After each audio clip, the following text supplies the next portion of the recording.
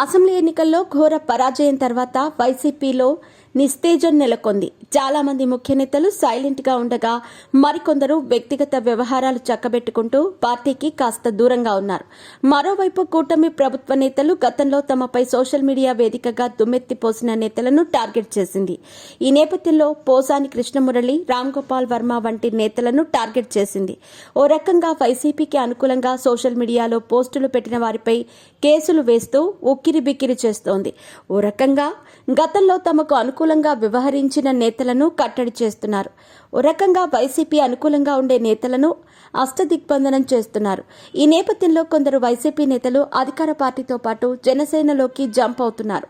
ఇలాంటి పరిస్థితుల్లో ఆ పార్టీ అధ్యక్షుడు జగన్ జిల్లాల పర్యటనకు సిద్ధమవుతున్నారు. జనవరి 3వ వారంలో జనంలోకి వెళ్లనున్నారు జగన్. ప్రతి నియోజకవర్గంలో 2 రోజుల పాటు సమీక్షలు నిర్వహించనున్నారు.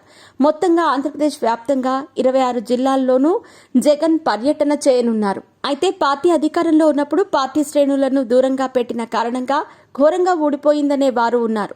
అధికారంలో ఉన్నప్పుడు పట్టించుకొని నేత ఓటమితో ఇప్పుడు జనంలోకి రావడంతో పార్టీ శ్రేణుల్లో నైతిక స్థైర్యం పెంచడంతో పాటు వారితో ధైర్యాన్ని నింపుకోబోతున్నట్టు తెలుస్తోంది. పార్టీ బలోపేతంపై సామాన్య కార్యకర్తల సూచనలు, సలహాలు తీసుకోనున్నారు. ఎన్నికల సమయంలో ఏకపక్షంగా వ్యవహరించిన కారణంగా దారుణమైన ఓటమిని చవిచూడాల్సి వచ్చింది. అందుకే తాజాగా ఎన్నికల తర్వాత కేసుల బారిన పడిన వైసీపీ కార్యకర్తలు ద్వితీయ శ్రేణి నాయకులను కలిసి మాట్లాడనున్నారు. ఇకపై తాడేపల్లిలో తనని కలిసేందుకు వచ్చిన వారిని కలవనున్నారు జగన్. అపాయింట్మెంట్తో పని లేకుండా గతంలో వైఎస్ రాజశేఖర్ రెడ్డి తరహాలో ఏర్పాట్లు చేస్తున్నారు. నియోజకవర్గ నేతలకు ప్రత్యేకంగా కలిసేలా ఏర్పాట్లు చేస్తున్నారు.